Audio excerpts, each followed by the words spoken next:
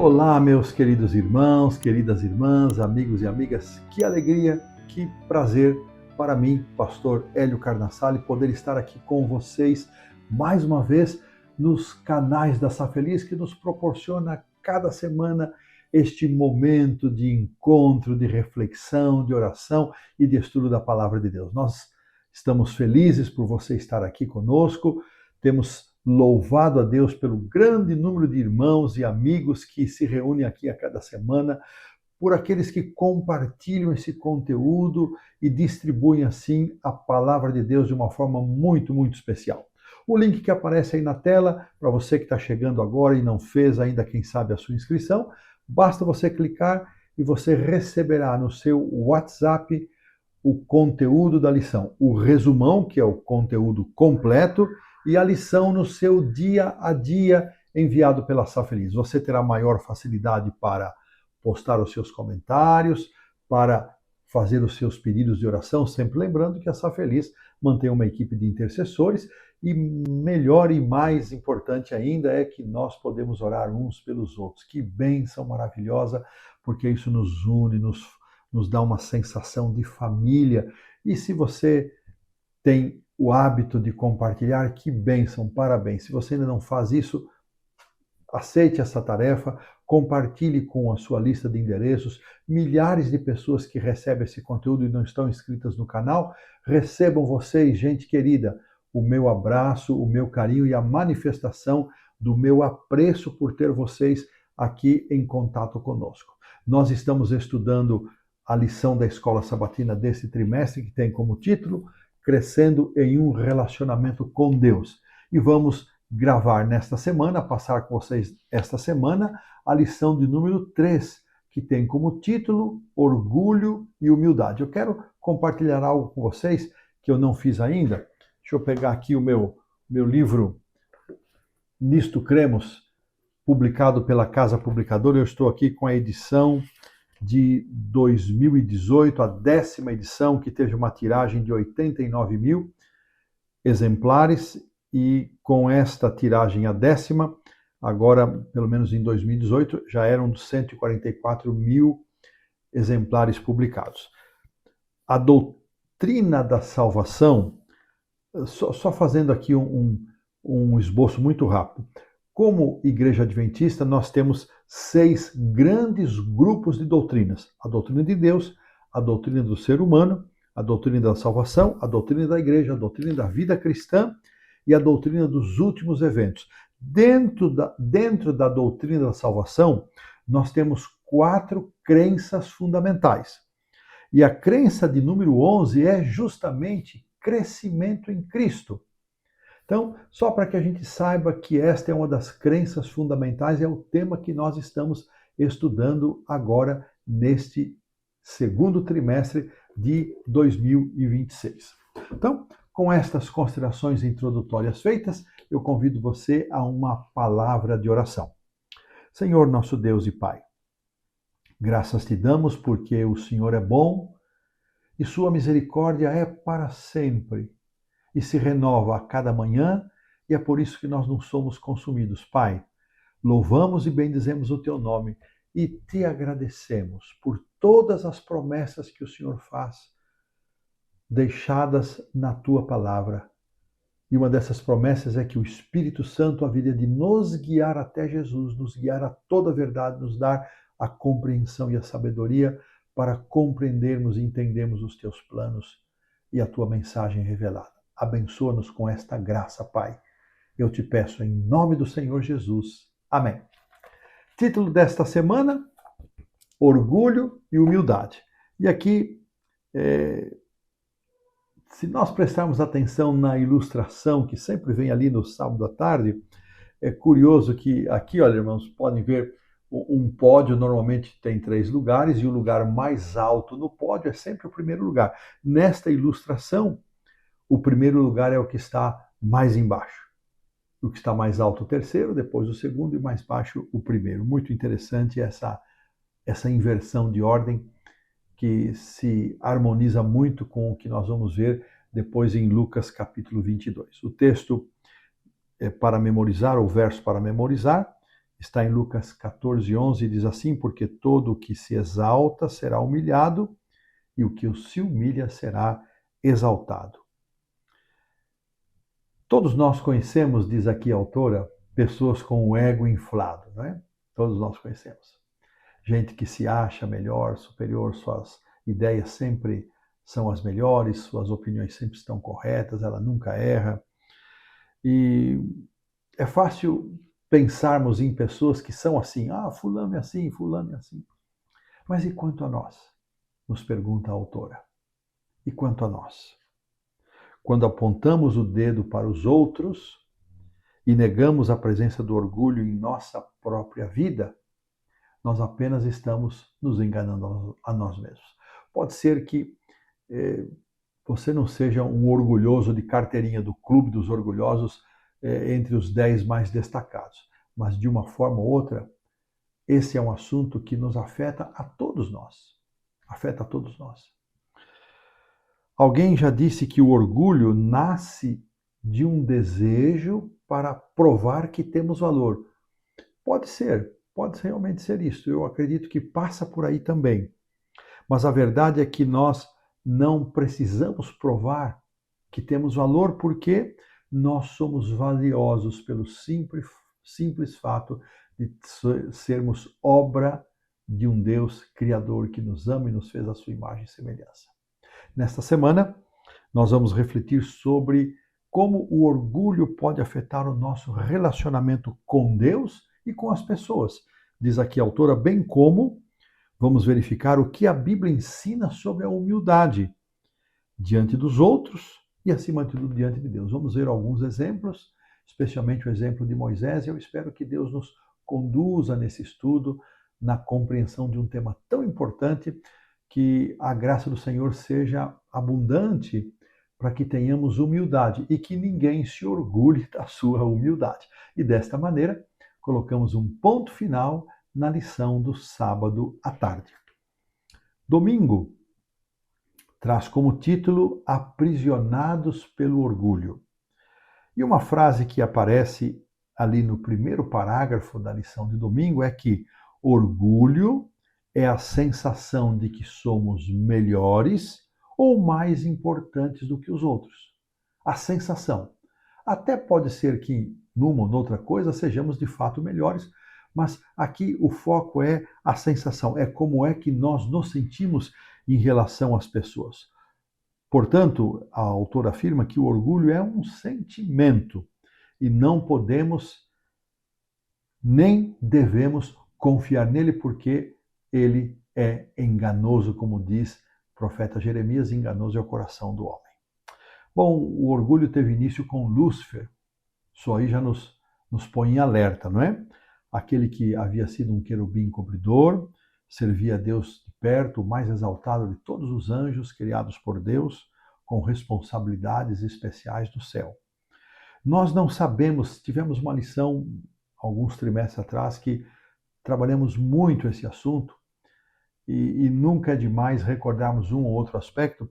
Nós não sabemos exatamente quando e nem como foi que pensamentos egoístas surgiram em seu coração, no coração de Lúcifer, mas sabemos que foi esse tipo de atitude, que lançou o universo naquilo que nós vivemos hoje, que é o estado do grande conflito. O caráter de Satanás se tornou o oposto do caráter de Deus.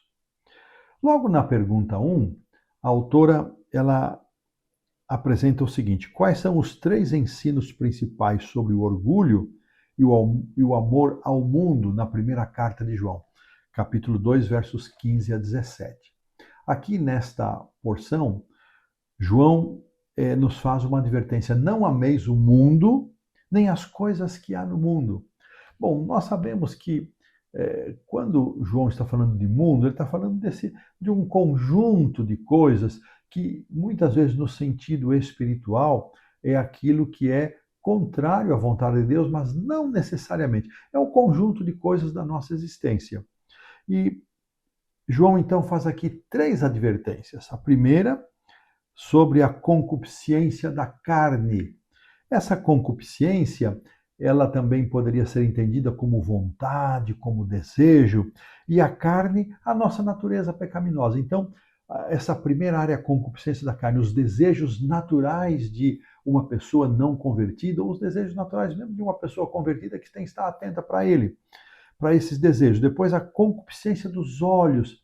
Interessante aqui, o comentário bíblico adventista nos ajuda a entender que essa concupiscência dos olhos é aquilo que nós formatamos em nossa mente em resultado daquilo que nós contemplamos. Então, tem a ver com os nossos pensamentos, que tipo de pensamento nós estamos cultivando e armazenando em nossa vida. E, finalmente, a soberba da vida, que tem a ver com a vanglória, com a exaltação do eu, com a arrogância, uma manifestação bastante clara e expressiva do orgulho.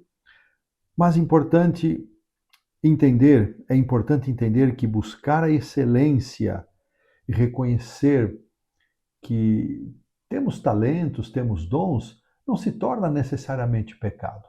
Deus tem dado graça e talentos e dons aos seus filhos. E basta, meu irmão, minha irmã, que nós entendamos e lembremos e nunca nos esqueçamos que toda boa dádiva, todo dom perfeito vem lá do alto, descendo do Pai das luzes, em que não há mudança nem sombra de variação. Então, se há talentos, se há dons, e há de fato dons, talentos, virtudes naturais e dons espirituais, e não é problema que estes sejam reconhecidos, percebidos, identificados, aperfeiçoados. A questão está em nós darmos ou não glória a Deus e reconhecermos qual é a origem, qual é a fonte de toda essa dádiva. Não é orgulho reconhecer que também nós somos abençoados por Deus, temos a presença de Deus na nossa vida e temos um propósito claro em nossa existência. O problema sempre vai acontecer quando nós deixamos de reconhecer de onde vêm todas as bênçãos e de atribuir glória a Deus em toda e qualquer situação. Precisamos nos lembrar de que nossos bens, nossos talentos, nossas conquistas, elas não definem nosso valor. Eu gostei muito dessa afirmação aqui no último parágrafo da lição do domingo. Nosso mérito sempre vem de Deus. Nosso mérito sempre vem de Deus. Não são os bens que possuímos, os talentos que desenvolvemos ou que possuímos, nem as conquistas que temos em vida que definem o nosso valor. O nosso valor está no fato de que nós somos filhos de Deus, criaturas do Senhor. Uns são agraciados com mais talento, outros com menos, uns com os mais bens, outros com menos. Não é isso que nos define como pessoas. O que nos define é que somos filhos de Deus e que reconheçamos que tudo que somos, tudo que temos, tudo que recebemos vem das bondosas mãos de Deus. Como Davi disse, de Deus vem todas as coisas. E destas coisas que Ele nos dá, algo nós devolvemos para Ele, mas é daquilo que Ele nos dá. Que Deus nos ajude a desenvolver esta atitude, a atitude do reconhecimento, da gratidão, de que Deus é a fonte de toda boa dádiva. E desta maneira, colocamos um ponto final na lição de domingo. Na segunda-feira, vem aqui o título da lição nos trazer Conheça a si mesmo. E o texto bíblico a ser considerado é a parábola do fariseu e do publicano. Aqui nesta parábola, a autora pergunta o que Jesus pensou desses dois. Bom, nós conhecemos a parábola, eu nem vou colocar para a leitura, porque ela é muito conhecida. Ali o fariseu que se vangloriava de tudo aquilo que ele fazia, de todas as suas benemerências e toda a sua conduta, se considerando sempre superior. E de um outro lado estava um publicano miserável que nem ousava erguer sua cabeça, muito menos olhar para o céu, e ele apenas dizia: tem misericórdia de mim, pecador. O que Jesus pensou destes dois? Ele apenas diz que o publicano, ele desceu justificado para casa. E o outro, com toda a sua vanglória, com toda a sua autossuficiência, não teve esta bênção de aceitação. Mas Jesus arremata ali essa parábola fazendo uma afirmação: aquele que se exalta será humilhado, mas aquele que se humilha será exaltado. E a lição traz aqui a seguinte reflexão: é muito fácil cair na tentação de querer se engrandecer. Ui, como é fácil, muito fácil. Jesus, além de tratar desta parábola do fariseu e do publicano, e lembrando que o fariseu era o mais elevado ideal de piedade que um judeu poderia alcançar. E o publicano, o nível mais baixo na escala social. E foi justamente esse elemento da escala social mais baixa daquela época que, reconhecendo a sua miserabilidade, a sua pecaminosidade, a sua ausência de mérito e valor, ele dirigiu-se a Deus com esta humildade e ele foi exaltado com... Era uma parábola, mas as parábolas de Jesus, elas sempre tinham como base coisas da realidade. Certamente Jesus deve ter visto esse comportamento muitas vezes e ele então narra esta parábola. E sabe, meus irmãos, aqui no livro Parábolas de Jesus, de Ellen White, a página 87, encontramos a seguinte frase que eu gostei muito: Cristo só pode salvar quem reconhece ser pecador. Irmãos, e quem é que nos ajuda, quem é que nos induz, quem é que nos influencia, quem é que impacta a nossa mente, a nossa vida para reconhecermos a nossa pecaminosidade? É o Espírito Santo que convence da justiça, do pecado, da justiça e do juízo. Nem isso, porque precisamos reconhecer para sermos salvos, preciso reconhecer que eu sou pecador, que eu não tenho salvação por mim mesmo. Mas quem me conduz a isso? O Espírito Santo. O Espírito de Deus, ele sempre toma iniciativa, ele trabalha comigo para me convencer. E quando nós então reconhecemos, é uma resposta que estamos apresentando ao nosso Deus daquilo que ele já vem fazendo em nós. Quando nós reconhecemos a nossa condição de pecadores e reconhecemos também a nossa profunda necessidade de Jesus, nós podemos nos aproximar dele com a certeza de que ele é fiel e justo para nos perdoar os pecados e para nos livrar e nos purificar de toda injustiça. Quanto mais nos aproximamos de Jesus, olha que coisa linda, quanto mais nos aproximamos de Cristo, mais claramente enxergamos a nossa pecaminosidade e a nossa indignidade. Quanto mais distantes de Cristo, mais enxergamos o nosso próprio valor. Quanto mais perto de Cristo, mais enxergamos a nossa indignidade. Mais um texto aqui de Parábolas de Jesus, agora na página 88, diz o seguinte: só de um modo o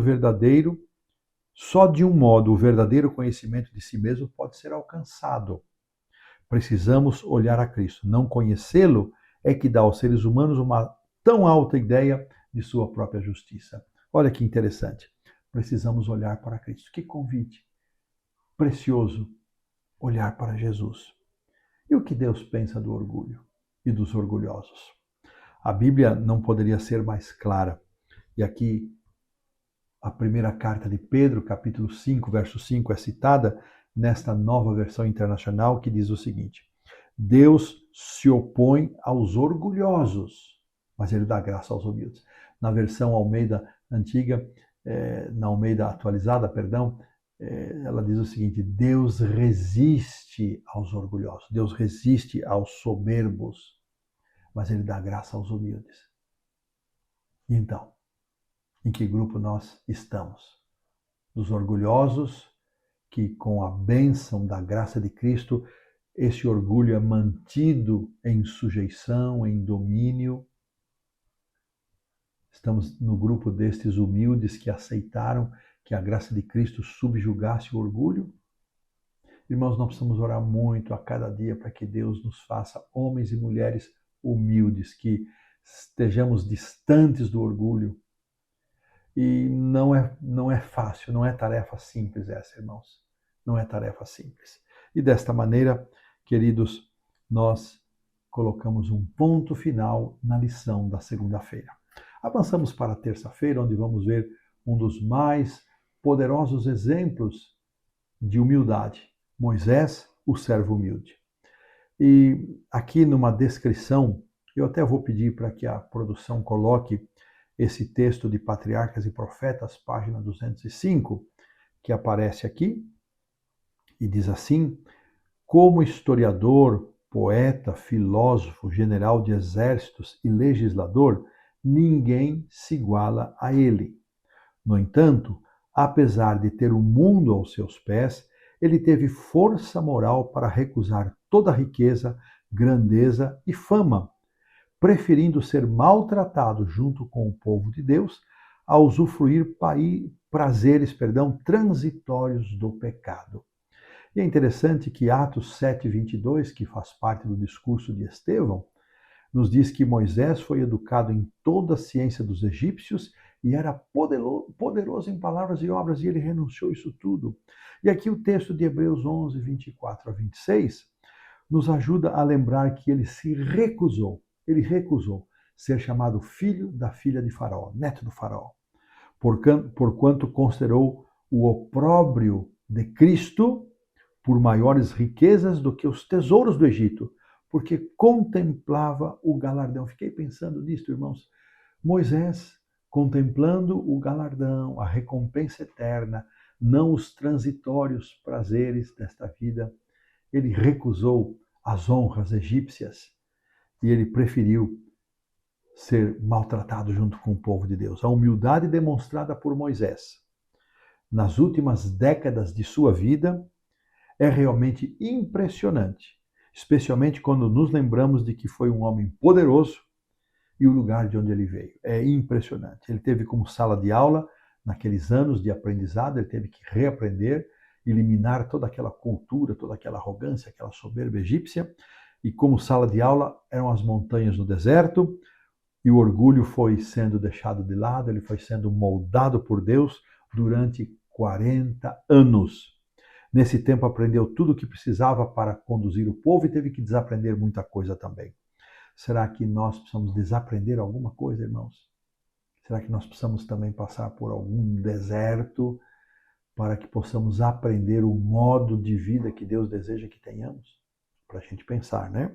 Talvez o aspecto mais importante sobre esse tema está registrado em Números 12:3 e aparece assim na lição. Moisés era um homem muito manso, mais do que qualquer outro sobre a terra. Portanto, um dos maiores profetas, e é considerado Moisés o maior profeta do Antigo Testamento, e um dos maiores líderes ao lado de Abraão e também ao lado de Davi, mas ele é lembrado por sua humildade e mansidão. Perdão, e eu fico pensando, irmãos, será que essas características, a humildade e a mansidão, Jesus disse, aprendei de mim que sou manso e humilde de coração. Será que estas características de Cristo e de Moisés são elas também que nos definem? São elas também que as pessoas pensam a nosso respeito? Quando pensam a meu respeito, o pastor Hélio, assim, ele é humilde e manso. Será que é isso que as pessoas pensam de nós? Como teria sido a vida e a liderança de Moisés se ele não tivesse passado por essa experiência que ele passou? Aquela sala de aula de 40 anos no deserto. A sarça ardente, as pragas do Egito, a travessia do Mar Vermelho, o maná que caiu dos céus, encontros com Deus, o recebimento das tábuas, enfim, toda a sua liderança. Que coisa impressionante. Como teria sido a vida do povo de Deus e a do próprio Moisés se estas coisas não tivessem acontecido e se ele não tivesse reagido a elas com humildade. Que coisa linda, irmãos, que exemplo marcante. Se nós pensarmos num contraste entre Moisés e o faraó, que diferença, não é? Quando Moisés, na sarça, Deus se manifestou e disse, mas quem sou eu? Quem sou eu para ser chamado? Depois ele também quis saber quem era Deus, ele aceitou a declaração. O faraó, que se considerava um Deus, ele rejeitou saber quem era esse Deus dos hebreus, o Deus de quem Moisés, em nome de quem Moisés se apresentava, ele era um Deus, então ele não tinha interesse em conhecer outra divindade, ele se bastava a si mesmo. Irmãos, será que nós nos bastamos a nós mesmos? Será que a nossa autossuficiência, o nosso orgulho, tem nos levado a um ponto que não sentimos falta de nada, não sentimos falta de ninguém e nem mesmo de Deus?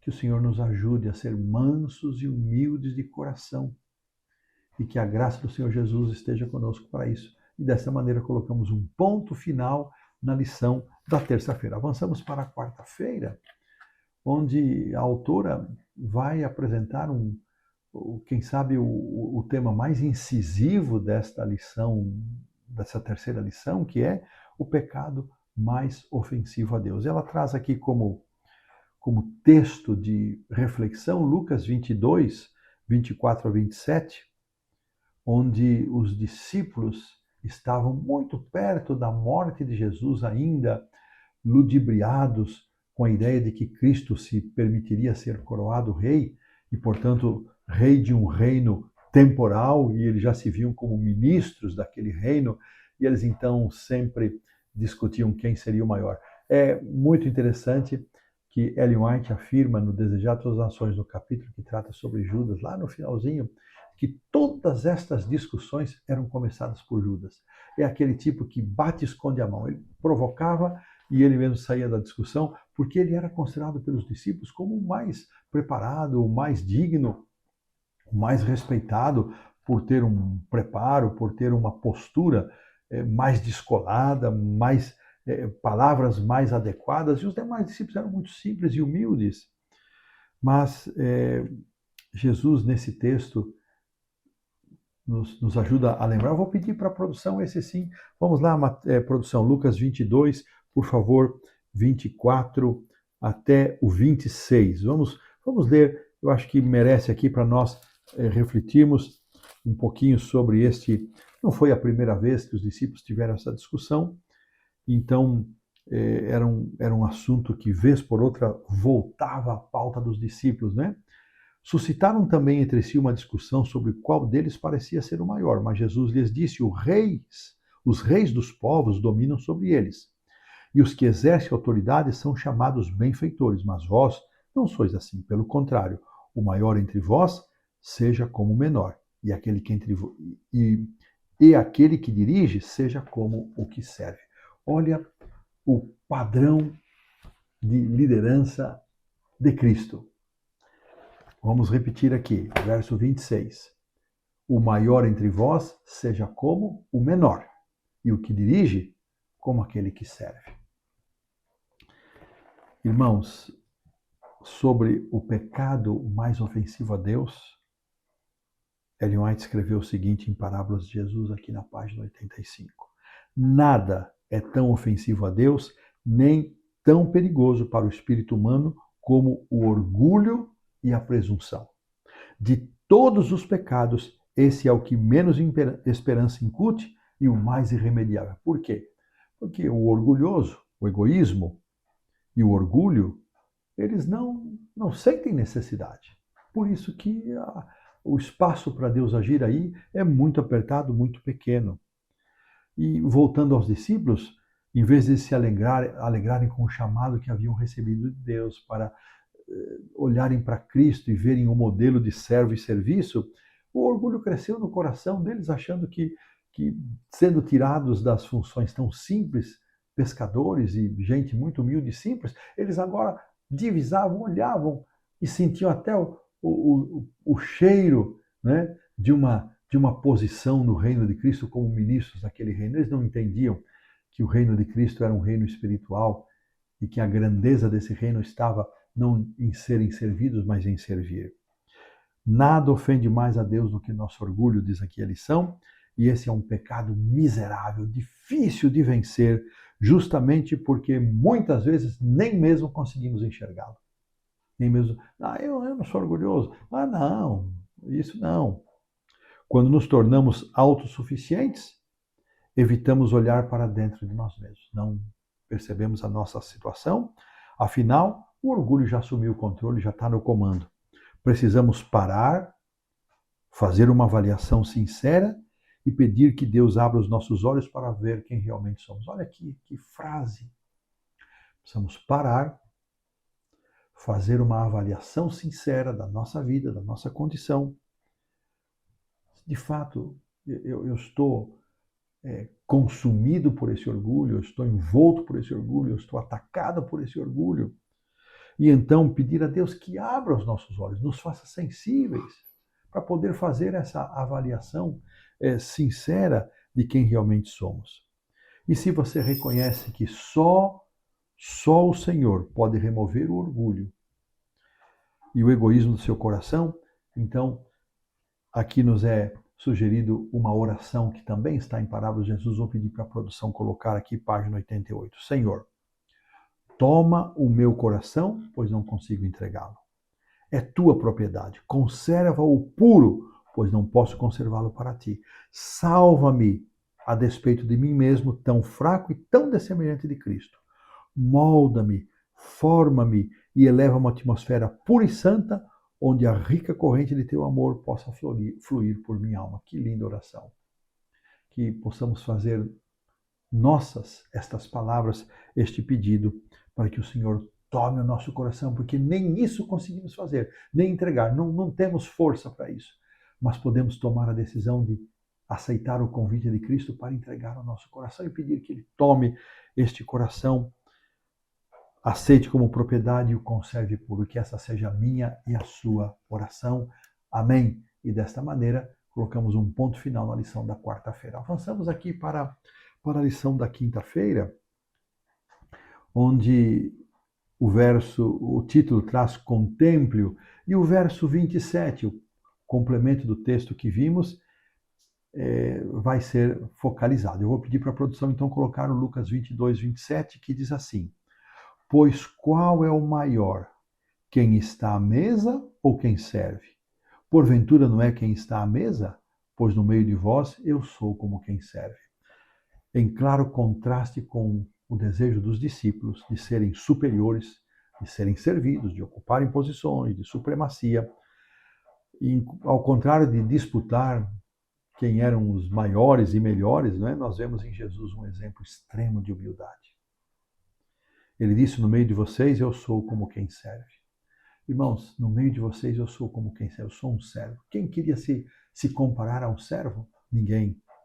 Lá no cenáculo, quando Jesus instituiu o lava-pés e faltou o servo e ninguém se dispôs a lavar os pés dos colegas, Jesus tirou a sua túnica, pegou uma toalha, cingiu-se com ela e ele foi lavando os pés um a um dos discípulos.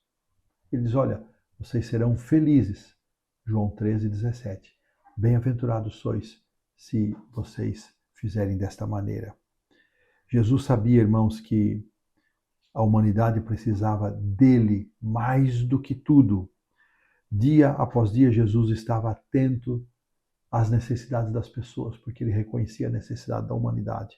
Jesus abriu mão do céu, da realeza celestial, do trono do universo e veio, se entregou a esta missão suicida, essa missão de vida e morte que culminou com a sua morte pela raça humana, para que nós tivéssemos esperança de viver uma vida diferente dessa vida egoísta, mesquinha, de quem só pensa em si mesmo, de quem só olha para si mesmo.